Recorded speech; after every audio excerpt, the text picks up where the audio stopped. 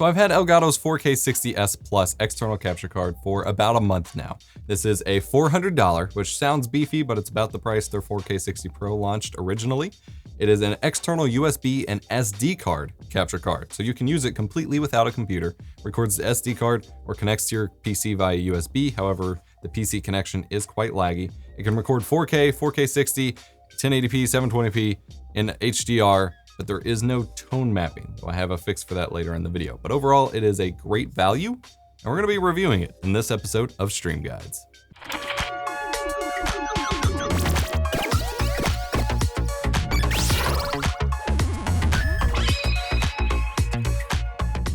Going over the physical build of this device, it is a big metal box. Gets a little warm, not too hot at all. It's got quite the nice little design to it. I showed it off over at CES 2020 back in January. It is unchanged from that point of view. Over on the back, you have HDMI 2.0 input and output for lag-free real-time pass-through. You have a USB Type-C port for wall power. It does require wall power even when connected to a computer. It cannot be bus powered. It draws too much power for normal USB connections. That is really unfortunate, as some of the competitors to this device can be bus powered, so you can power it even from the game console you're capturing, and it's just really inconvenient to have 4 connections go into this thing at once. You do have another USB Type-C for connecting to a desktop computer or laptop computer for actually capturing the feed to a computer as well. Over on the bottom, you got big, nice rubber feet. These are really long. It's not going anywhere, and these aren't gonna wear out anytime soon. Then over on the front, you've got a 3.5mm line-in jack for mixing in something like a Go XLR input, or just a microphone, or some other mixer input to get, microphone or microphone game sound if you have it routed differently into this. You have an SD card slot, which we'll talk about the SD card specs in a moment, but you have that right here on front, so you can actually use it for capturing 2 SD cards. And then you have a capacitive recorder button with an indicator LED next to it that is honestly terrible. This is a really bad button. It is capacitive, there's no feedback when you press it, and many, many times am I finding myself hitting it multiple times in order to actually get it to take the input that I want. I wish they just went with a clicky button. This is obnoxious, it is bad, terrible design decision.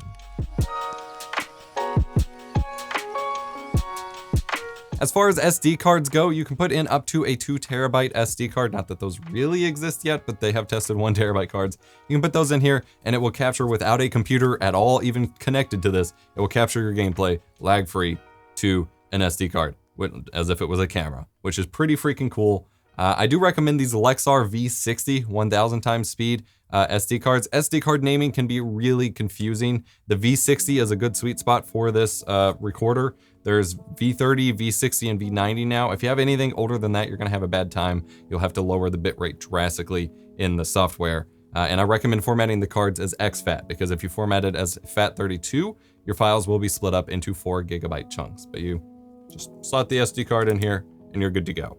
Like I said, I get these, they're not a sponsor or anything, but I get these Lexar 1000X and V60 cards on Black Friday deals and stuff all the time for super cheap for what they are. This is 128 gig.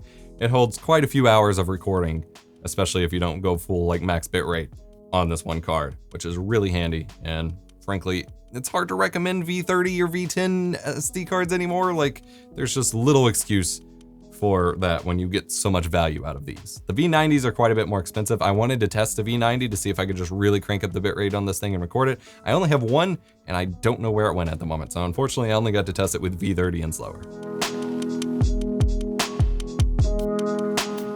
As mentioned, this little box can be used to record 4K, 1080p, or 720p recordings for pass-through and capture. It can capture HDR recordings, but there is no tone mapping either to the SD card or to your computer, which is really disappointing, especially since all of Elgato's other products related to HDR have tone mapping either in the driver or on a software level or hardware level. Most of them do it on hardware. The original 4K 60 Pro more or less does it in the driver. And for whatever reason, they weren't able to make that happen, because this sends, when it's connected to your computer at least, it sends an 8-bit feed, which is no longer HDR. I don't know why they couldn't get tone mapping as an option to the SD card. Seems really weird. I'll have a couple different workarounds, both for streaming and recording, later in the video and show you how to edit it and things like that. But that is a knockoff of this that I find strange for the price and disappointing. The USB connection to the PC is only for streaming an H.264 video feed to 4K capture utility or OBS or what have you. It cannot be used for transferring files off the memory card. You can't even record to it inside of the device while it's connected to the PC. Really just kind of weird lacking of features when something that's been out a couple years for a lot cheaper, the AverMedia Live Gamer Portable 2 Plus, which only does 4K pass-through, it downscales to 1080p, but they've, on all of their portable devices here, they've had a switch where you can go between PC capture mode, SD card reader mode, and just power mode, basically. And somehow Elgato just didn't think that was important, I guess, or couldn't make it work. The impressive part about this device, though, is that inside of it, it has an HEVC H.265 encoder, which is pretty bonkers. For the price, that is actually really neat. It also has an H.264 encoder, but that's only used for the USB connection as of the release. They are no longer using it for recording internally, but it will record to your memory card in HEVC 4K 60 HDR, which is pretty bonkers. HEVC is obviously required over H.264 for HDR in the first place, but even using it for non-HDR footage or for lower resolution and stuff, HEVC is a new video codec. H.264 has been kind of the standard for a long time. HEVC is a new one that has come out more recently that is high efficiency in the name. That's in the name, high efficiency. It is about 30% more bitrate efficient than H.264, which that translates to it needs less bits, less file size, less data rate in order to produce the same quality that H.264 does. So an HEVC file and an H.264 file of the same size or same bitrate will essentially be significantly higher quality in the HEVC form codec, assuming that it's HD or higher resolution footage.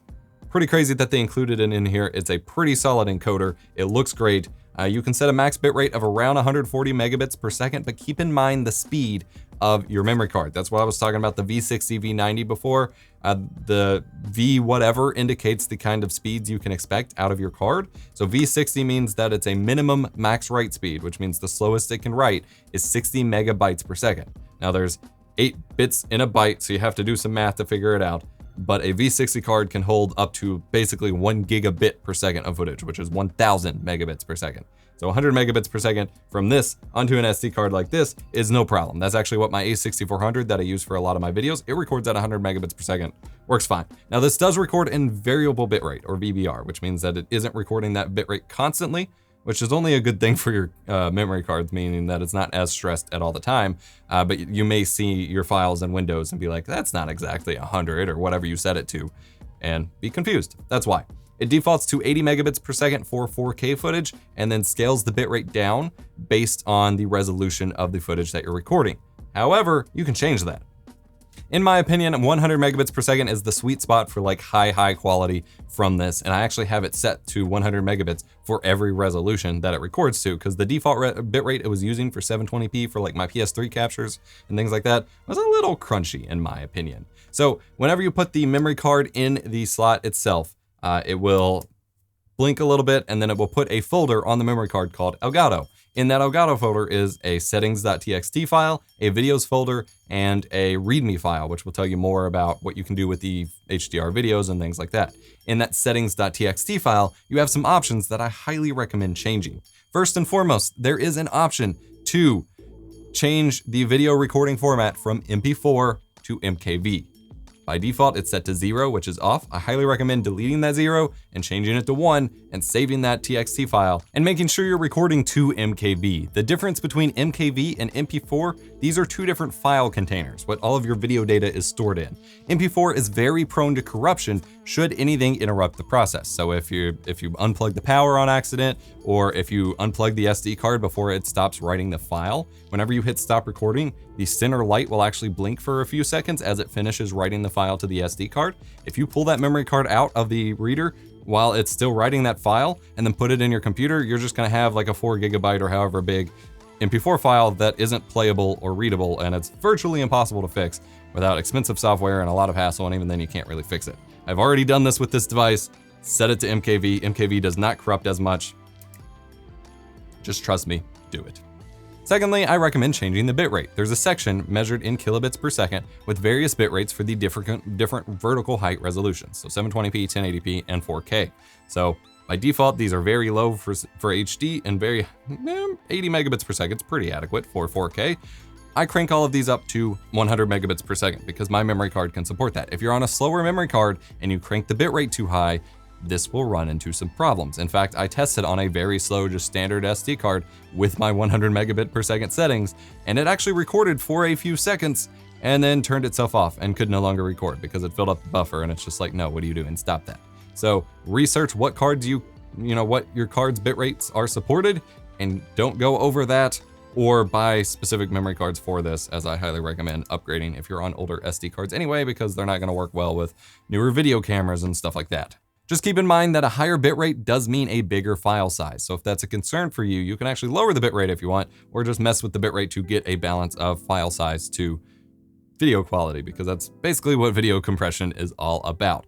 For a frame of reference at the full, well, most of the files being at the full 100 megabits per second I use for my profile here, about 4 hours of footage that I recorded for this review so far took up about 163 gigabytes, but that is 4 hours of footage. So keep that in mind. There's also an audio settings section that you'll want to set up as well. Basically, you have 3 different options to choose from. You can either take the audio just from the HDMI input, just from the line in input, or from the line in and the HDMI input combined, but you have no control over the mixing of those 2 inputs as it records. It'll just record them both simultaneously, and whatever comes out, comes out.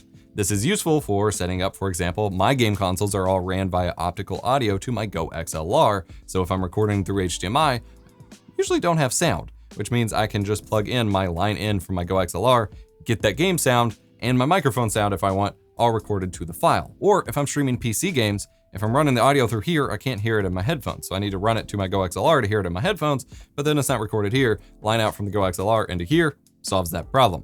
However, the default volume level is great for HDMI, and if you're only using HDMI, I don't recommend touching it, but for the line in input, it did run a little hot. My microphone from my Go XLR was clipping in my recordings here, but not clipping in my Go XLR, meaning the audio level coming in here was a little too hot. So if that's your setup, I recommend turning it down a bit. Otherwise, honestly, don't touch it.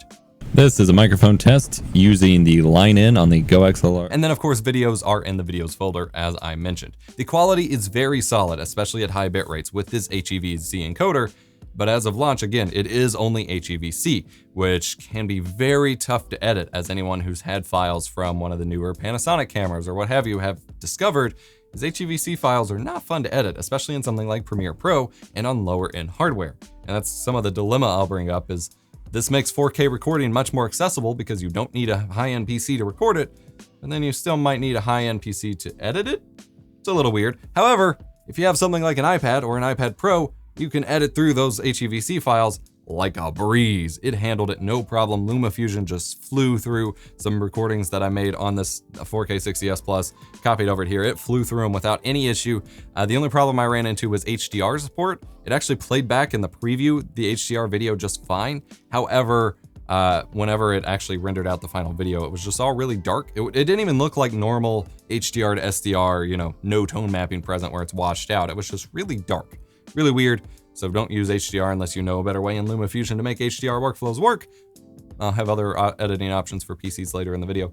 But if you have something like this, you're good to go. However, the cost of an iPad Pro is the cost of a very nice gaming computer that could edit the videos. So I don't expect most people to have it.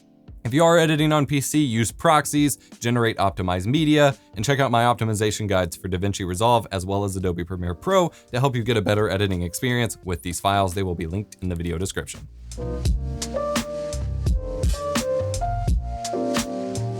I wanted to talk about latency for a moment because one of the trade-offs with this device is, since everything is constantly running through a video encoder, getting that feed back up to your computer is a very slow process. And that is unfortunate, but that is the fact of this product, is it is only encoding it for you. So something like the Elgato HD60 Pro, the PCIe capture card, it had 2 different video streams. One was an uncompressed access that you could use for OBS that was real time and low latency and great for OBS. And the other was the pre-compressed file that Game Capture HD software would use that was already compressed to H.264. This only has one of those. So that means it's already doing the encoding here, sending it upstream to your computer, and then OBS is decoding that and adding it to your stream and then doing all the work to re-encode it again. And that adds a lot of latency on top of the fact that the feed to your computer is multiple seconds worth of latency as well. I bought a new 4K 60 hertz lag tester to test the 4K capture cards at 4K, and it didn't seem to work with the 4K 60S Plus for some reason. The signal just wouldn't work. However, my 1080p lag tester did work. The pass-through is real time, so no need to worry about there. To OBS, I measured a latency of 220 milliseconds, and then to 4K capture utility, I measured a latency of 152 milliseconds. However, I believe this to be an instance where the actual pass-through was so far behind that it was picking up a previous second's worth of pings to the lag tester and giving it a lower score than it is. Because if I actually add the 4K 60S Plus to OBS and record it alongside real-time audio of the source that it's recording, it was 25 frames behind real-time audio, which equates to about 416.75 milliseconds, which is significantly further along than what my lag tester was testing, which, like I said, says to me that there's an entire cycle or two that the lag tester's picking up thinking is the current cycle, and it's really, really laggy. So we're gonna talk about in a moment how to set this up in OBS. If you wanna find out your capture card's latency so that you can sync up your audio a bit better, basically pull in a real-time audio source, such as your microphone through an audio interface or something, and then pull in that exact same audio through your capture device. So, for example, a camera running to a capture card. If you have your camera's microphone on, and then you add both copies to your OBS scene, separate out the audio tracks so that, for example, your real-time audio is track 1, your capture card audio is track 2, do some claps to sync it up, and then look at the waveform from the real-time audio to the second one. Pull it in a video editor and count the number of frames in between your first clap on your real-time audio and your first clap on your capture card audio, and that's how much of a delay there is. That times the millisecond count based on your frame rate. So for 60 FPS, that's 16.67 milliseconds. For 30 FPS, that's 33.33 milliseconds. So multiply that by how many frames of a difference that is, and that's roughly what your delay is. You'll probably have to do a couple trial runs and add or subtract a couple milliseconds from there. So for example, my A7S II running into my Blackmagic capture card into my OBS feed is roughly 75 milliseconds of delay. So we're gonna talk about how to set that up in OBS in just a second. For OBS setup, obviously open OBS, open up your scene, add a new video capture device, select the Elgato 4K 60S Plus, leave everything on device defaults because there's no other video codec to choose from, only H.264, set it to Rec 709, and I recommend, go ahead and hit OK, I recommend setting the volume in your audio mixer in OBS, crank it way down to like -6 or something, because leaving it on 0 like I normally do, even all the way down to -4, it was clipping just from the game sound. It's not clipping in the device, but the stream that it sends to OBS is for whatever reason significantly louder than most devices. And so I had to pull it down to like -6 just for it not to clip in OBS. It's not distorted at that point, so it works, but you have to remember to do that or you're gonna get really messed up audio. To set up your audio delay, which in this instance would be about 417 milliseconds, you need to find your microphone, because what we're doing for the audio delay is syncing up either game sound that we have pulled in via a second device, which would be a Go XLR, an audio interface, a mixer, what have you, and or your microphone, which would be coming in and you want to sync that to react to this. Although you'd have to sync your webcam as well. So mainly just game sound. If you have it coming in by a second source, it's gonna be out of sync by default. You go into advanced audio properties on your mixer, find the specific device you wanna delay, which in this case would be my Go XLR, because I wanna delay my game sound going through there to match the video from here. So I delay the Go XLR because this is coming in later than it. I delay the Go XLR, I find the delay section and type in 417 for 417 milliseconds, and that should be roughly synced up. You can play a game sound through it, find a menu option or something where you know exactly where the sound triggers, and see if it's synced up from there. Like I said, you may have to add or subtract a few MS to get it exactly right. And that's what I recommend. Setting it up in Elgato's 4K capture utility is actually stupidly easy, and they have a really cool secret trick with this. So obviously install the 4K capture utility from their website if you haven't already. Plug in your 4K 60S Plus to your computer. Open up the 4K capture utility, go to devices and select 4K 60S Plus from the device drop-down menu. If you expect to be playing HDR in your game console or you want that option available, then check enable HDR. Otherwise your console won't even see HDR as available as an option. And then select your output location for your recordings. Now, for performance settings, I recommend checking a couple things, because the advantage of this card is you can actually set it to just dump, since it's already encoding the feed on here, there's no reason for your computer to re-encode the feed. So the 4K capture utility will literally take the pre-encoded H.264 stream from this device through USB and just send it straight to disk. Your computer does not need to do any of the extra video encoding work specifically, which means that it will work a lot better on lower end computers. The problem is it is still rendering a preview and decoding that preview, that stream that it's sending, of a 4K 60 FPS video feed, which requires some hefty power. Even on my RTX Titan, we're looking at 56% usage of my video decode engine on that graphics card, which is pretty bonkers. So if you want to get the most performance out of this, if you're in a scenario where you want to dump the video straight to, the video feed straight to disk, and you're not on a high-end machine, then there are a couple options that you want to check. One of them being reduce frame rate while recording. This will actually make your video preview pretty choppy and pretty, funky looking, but means that your actual recording will be have the most performance available to it. It's using less resources while it's showing you the preview. And then I would also recommend disabling flashback recording, because that is running basically a second copy of that stream being recorded, and you don't really want that going for most, 2 streams going at once for highest performance.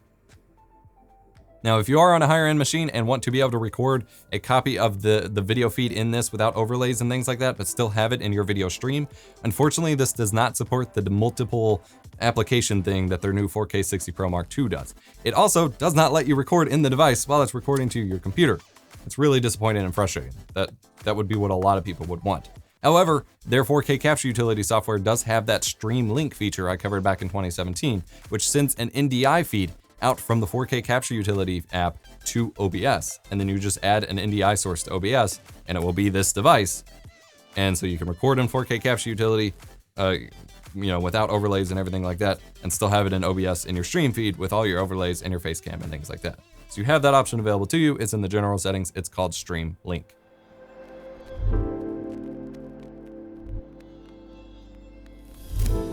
Let's talk about HDR next. HDR is high dynamic range footage. I actually have an entire video sponsored by Elgato that I made a couple weeks ago about HDR video and how to work with it and things like that. I highly recommend, if you're interested in learning more, checking that link in the video description below. It is pretty good. However, as I mentioned before, there is no tone mapping capabilities in this device. So if you record HDR, you're only given the HDR video, which will look funky on your computer because it will, if you're not playing on or watching it on an HDR monitor, because it will be washed out, desaturated, things like that. You can just upload those HDR clips straight up to YouTube, and YouTube will automatically tone map it for viewers, and it will look mostly fine for everybody. And that's all good to go. So if you're just recording to the SD card and uploading it to YouTube, you got nothing else to worry about. But if you want to edit it, then it gets a little funky. First, I'm gonna show you how to edit it in Resolve, and then I have a cool little trick to tone map it as well. So we're gonna flip on over to the desktop and check that out. So I brought one of the captured clips in HDR into DaVinci Resolve, and I went to the color tab, and I'm gonna add a color space transform effect from the OpenFX tab. We're gonna choose input color space, Rec 2020. These are all listed in the README file on the SD card, and input gamma is Rec 2100 ST 2084. Use timeline is fine, but I'm going to manually set it to Rec 709 and Gamma 2.4 for the output. And then for this, you can sort of check the HDR 203 nits diffuse whites. It can help with reducing the overexposure effect that you see here. And then you can also mess with the tone mapping method if desired. However, I'm getting the best results with it not getting like kind of washed out feeling by leaving it on none. And then we're going to manually tune the exposure ourselves. So I'm going to find a point in the clip that has a super bright white, the point that's overexposed, and we're going to use the color wheels down here to manage our exposure. So make sure you're on the color wheels tab and primaries wheels. So I'm going to make a new node by hitting Alt S in the node section here, because we want to do this on a different category. And then I'm going to start dragging down the gain. The gain is the highlights, the brightest points. And you can see here we can recover a lot of data. I'm going to mess with the shadows as well, just to get the black point exactly where I want it. I'm going to check different points in the clips to see, make sure it's not too dark.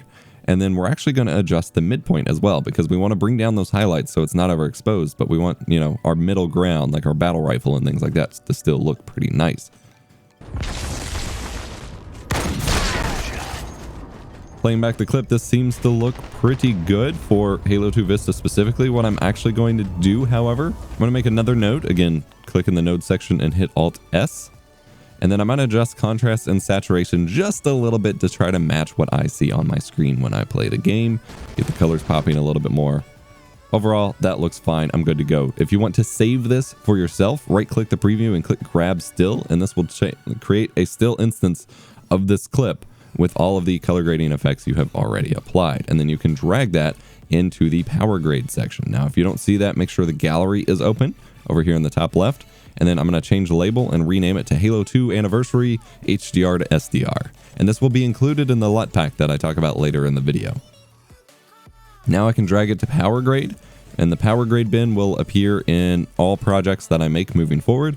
So then if I edit clips with this or other HDR clips moving forward, I can right click this clip, hit apply grade, and everything that I've just done will apply to clips in future projects. And then you can tweak from there for specific games, because every game renders exposure values different in HDR.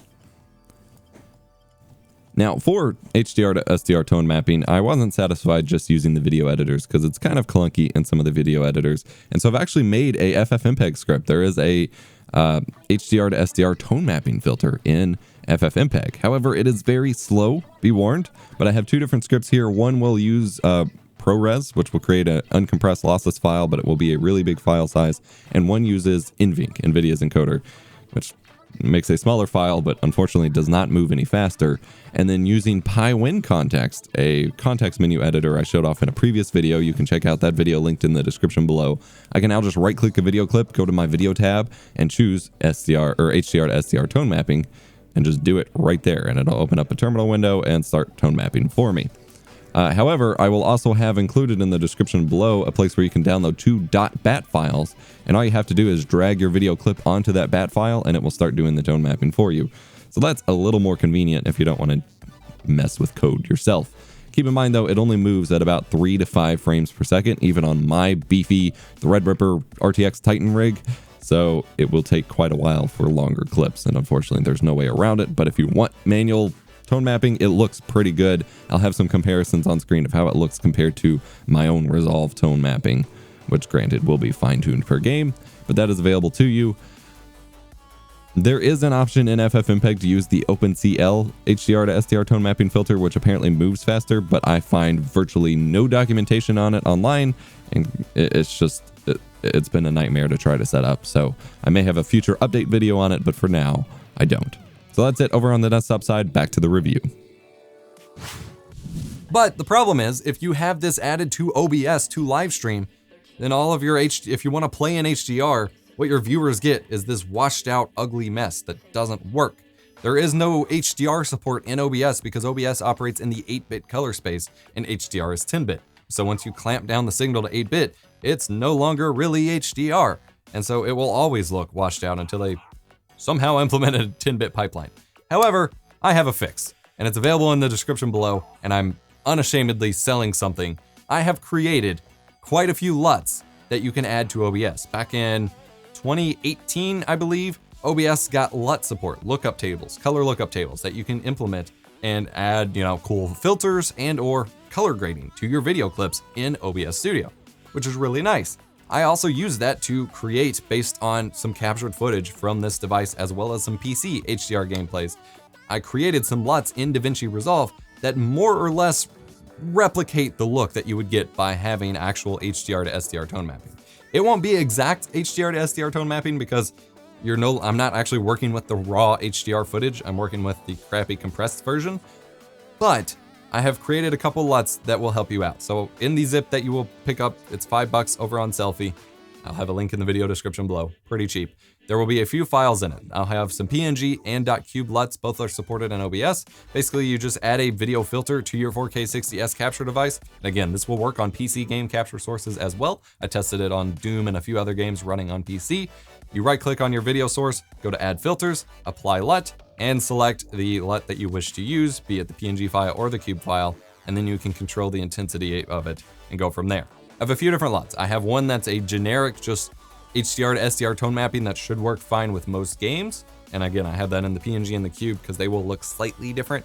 And then you can tweak from there. And that's a great starting point for most games. And then you can use OBS's built-in color correction filter or the color grading filters from third-party plugins and add in an extra bit of brightness or saturation or contrast to help get it exactly how you're seeing it or how you want it to look for your stream, because every game is going to be different in how bright or how dark it wants to be to implement HDR. And so there's no one size fits all, because some games will be blown out, some will be darker. And so this is kind of a middle ground that gets you most of the way there, and then you can color correct from there to get your footage the way you're looking.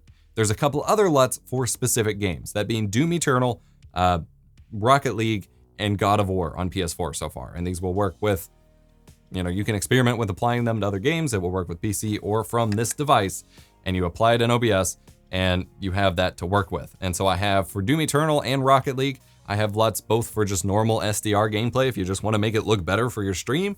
And then I have LUTs for tone mapping those specific games, catered to how those games display graphics for HDR to SDR. And I've been showing on screen what that looks like. I think the results are really impressive. I think it's something the developers should enable natively, but there is no native HDR support. So I think this is the next best thing that will help you and make your streams look a lot better. And if the response to this is good enough, then I will be introducing future LUTs for other games, specific games like Call of Duty Warzone and things like that. So let me know what you think in the comments if you're interested. It is $5 available on the link in the video description below, or Patreon tier subscribers of $5 or more will get access to these for free. Just ping me in the sub chat on our Discord and you'll get them. So you got two different options. You can either buy there or be a Patreon sub for a couple months. You get it free. Easy peasy, right? So while to be clear, I think it's really crappy that this doesn't have native HDR to SDR tone mapping support built in, I'm at least providing a workaround for you so that you don't have to suffer. And if you're not even using this at all and just doing PC gameplay stuff, you have that available as well. Because previously with HDR stuff, if you want to stream with this while playing in HDR with this specific capture card, your viewers are screwed because it's going to look like crap.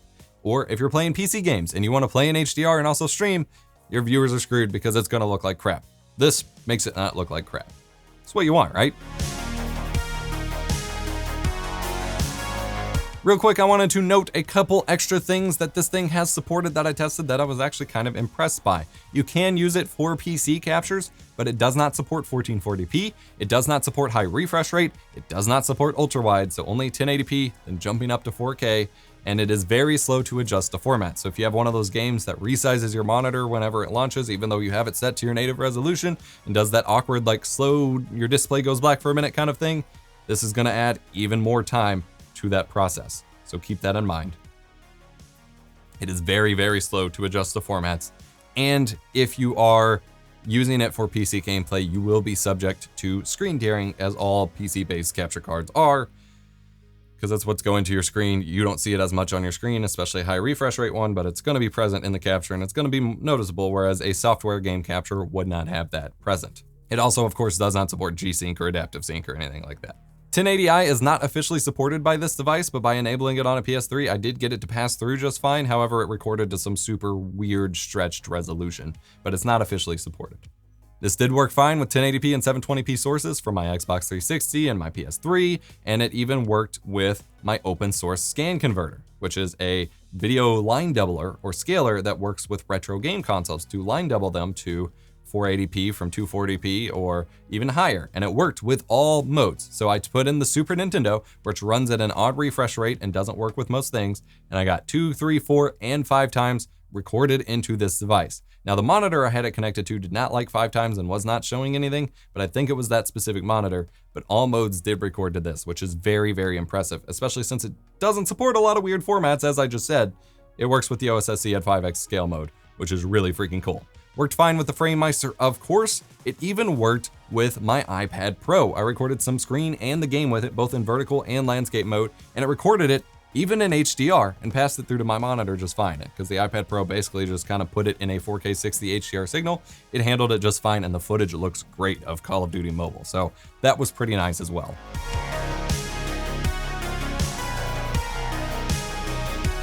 I've ragged a lot on the 4K 60S Plus. I've had quite a few complaints, but there are some really nice things. I find it truly to be a useful device. It is basically a set-top box that you put on your TV stand or wherever your game console is, And all you gotta do is press a button to get some recordings. You don't gotta mess with the computer. You don't gotta, constantly monitor your computer or have a high-end computer in the first place. You can just hook this up, always have recordings recorded to an SD card. It is a hassle-free solution. It is mostly set and forget. It's also useful for quickly grabbing screen captures of your desktops or things like that when you don't wanna set up an extra recording PC and can't use software capture for whatever reason. Although keep in mind that slow to change format thing will make recording BIOS a little difficult because you won't see the screen to hit the hotkey before that screen goes away for certain menus or what have you. But it's very useful, kind of like my Ninja Inferno was for me to just do random screen caps where I just want to record it to an SD card and not have to worry about setting up a whole lot of stuff. It is super handy for that purpose. It is like my Ninja Inferno, but there's no screen, it's significantly cheaper, and it records to a compressed format because something like my Atomos Ninja Inferno, that is a really long name, records only to ProRes or DNx HR, which is uncompressed, basically. It is very high quality, it is very high bitrate, but that's the only option. You don't have an option on those devices to record to a compressed file, so you're always dealing with big files, and IMO game streamers probably don't want to deal with that, especially at, you're going to E3, which was canceled for this year, but whatever. You're going to E3 or a capture event for a game publisher or a LAN party or something like that. You don't want terabytes of footage, you want nice footage that fits on a memory card. This is the convenient solution. I just wish it could be USB powered instead of wall powered. It's a big, big downfall of the device. Speaking of which, let's jump into some final complaints and nitpicks I have about my 4K 60S Plus. I do need to remind you again, I've been working with this long before it came out. This is a pre-production unit. There are always some quirks with that, and there's a lot of things that they will fix in software and can fix in software and firmware, and that will probably be fixed by the time you get your hands on it. But I did find my biggest complaint was that I had to constantly power cycle this thing. And that is because I was switching memory cards, changing settings, changing consoles hooked up to it, something that most people aren't doing quite with the frequency that I am during my review period. Of course, ideally, once you set up your settings on your SD card, you're not changing them again and it's left alone. But whenever I was, pretty much whenever I changed anything, and sometimes even when I changed which game console I had put up to this, I just would not get a video signal even out of it pass through without unplugging it and plugging back in and letting it boot up again, which meant I spent a lot of time unplugging and replugging that thing over and over and over. And that got really annoying, especially with something like the PS4 Pro swapping between HDR and SDR just for the menus to games. That would sometimes cause it a hitch. And when I'm sitting there swapping between games and stuff, that got really annoying. This does not seem to affect the USB, like when it's connected to PC mode, it doesn't seem to be as big of a problem, only whenever it's just running on the SD card, but for whatever reason, that was a problem. It did not cooperate with my 1080p HDMI switch that I have running in my retro room. It doesn't have any sort of HDCP or anything, but the HDMI switch literally just gave all lights on as if it just couldn't detect a proper output device, and I never got that working. And so my workaround to capture some of those things was to use a PCIe capture card in my retro streaming rig as a pass-through, as a middleman, and that worked mostly fine, but I did run into issues where I'd get some sort of artifacting or something, both in the pass-through and the captures in the 4K 60S Plus. And I think that had to do with some weird voltages in the HDMI from the capture card to the 4K 60S Plus not cooperating, but that was unfortunate. Specific to my setup probably though, but I don't know. Again, there's no tone mapping for HDR to SDR in this. All of their other devices did it, and even the original 4K 60 Pro got updated to support it in the driver in some capacity. Maybe not the driver specifically, but in a mostly software chain because it wasn't originally built for it. So I really hope they find a way to make it work for this. Otherwise, download my LUTS. I do wish that it had an uncompressed and compressed mode like the HD60 Pro does. I know it's only USB, but there are even USB 2.0 webcams that have a MJPEG, a YUI2, and a compressed H.264 stream available to it. I feel like they could have had the H.264, especially since they're switching to it only running HEVC on the SD card recorder. They could have that H.264 encoder running all the time and then have some, sending in a YUI2 or an MD12 stream over USB and make it work. That way you had a lag-free uncompressed option available to you for PC capture. I don't know why they did it this way. It's kind of unfortunate. I will say though that the competitors that I mentioned, and I'll have a whole video coming soon about capturing without a PC, because there's a lot of these different devices that I'll be reviewing together and comparing. Most of these also have really crappy PC capture inputs, and I'm aware of that. And actually, if you compare the quality of this, even recorded inside the SD card, compared to the 4K 60S Plus, There's no competition. The S Plus wins by a long shot, but I would like to see them innovate, I guess. You know, that thing, you know, improving things. As I mentioned before already, that front button is terrible, needs to be replaced with a clicky button. Just, I hate it. I hate it so much. There's as I also mentioned, the startup time and swapping signals in this just takes forever for it to process. It's really annoying. I don't know why. Also, there is no scaling built in. I didn't mention this before, but you can't pass through a 4K signal and record it to 1080p, or pass through 1080p and record it to 720p, or anything like that. There's no scaling built in, which means if you're playing in 4K and HDR, you're filling that memory card up and you don't get much of a choice of it over it other than bitrate. And I feel like they could have implemented a scaler fairly affordably and it'd be fine. That's a disappointment for me. It would have been really cool if they had single tap to record and double tap for flashback recording, and it just had like a 5-minute buffer going, so you could just do nice little flashback recording. Would have been a nice innovation. And then a couple of last little nitpicky complaints. The file names reset every time you unplug and replug the SD card. So if you're just dumping everything into a folder, you're getting a lot of duplicate names, and then order of files gets really confusing. And I would have loved if the file name indicators had something to indicate HDR versus SDR.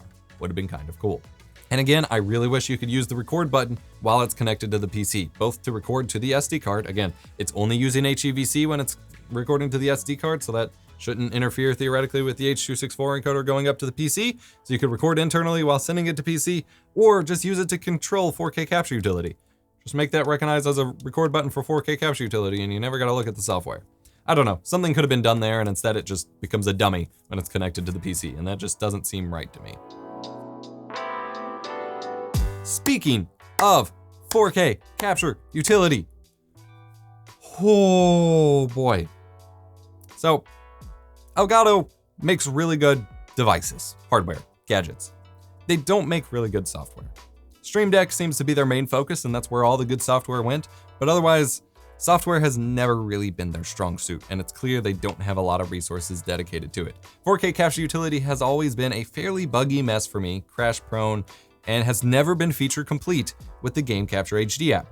The first device that launched with the 4K capture utility was the 4K 60 Pro, launched in 2017. We're approaching 3 years of this app being out into the public, and it's still not feature complete with their previous app, which just doesn't seem right to me. And my experience with the software, again, pre-production, but it's been that case, the case with all of the capture cards I've reviewed from them, just hasn't been great. I really think they need to pour more resources into software development. I think they need to spend more time catching it up. But overall, they do provide a free, easy to use capture solution to capture from their device. And that is the bare minimum that I expect. And that is something that I do dock points off of other capture cards I review when they don't give you a software. So they are ahead of the curve of some of the generic capture cards, at least on that.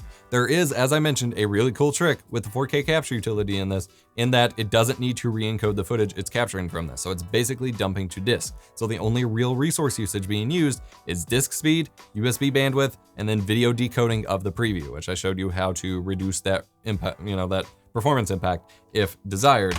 So that is pretty cool. And again, you can use the stream link to send NDI to your OBS if you want to record in the 4K capture utility without overlays, and then send to stream in OBS. But that will, of course, mean you're encoding it in OBS and you are encoding the NDI feed, although that's fairly lightweight.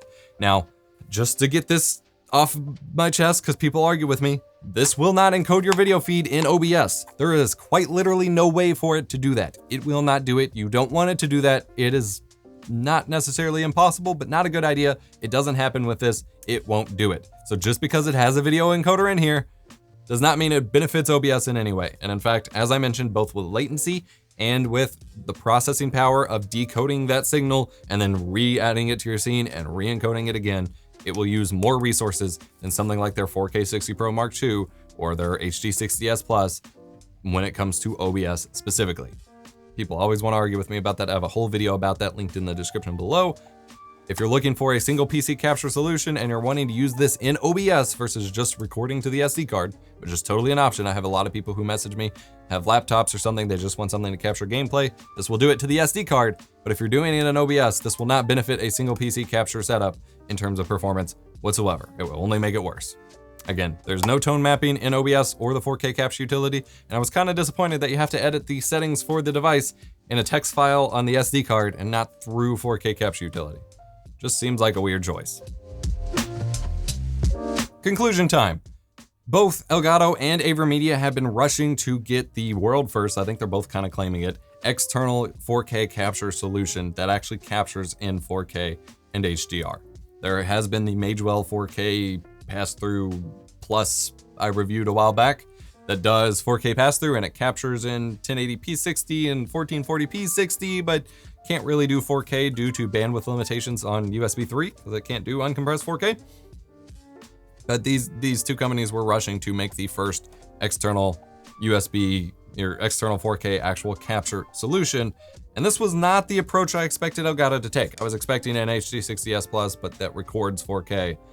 This is a very different approach, and I'm very happy and glad that they did it because it's unique and it does start to roll the ball in a different direction, even if I think they need to make changes to it nonetheless. If you're looking at this and you're just kind of like, well, I don't actually need to record 4K, why does it need to be like that? They do have the HD60S Plus, which will pass through 4K and HDR, but lets you only capture 1080p and is much cheaper than this. So if you just want to play in 4K and capture and stream normal 1080p or 720p, that's available to you, just not with the SD card recorder.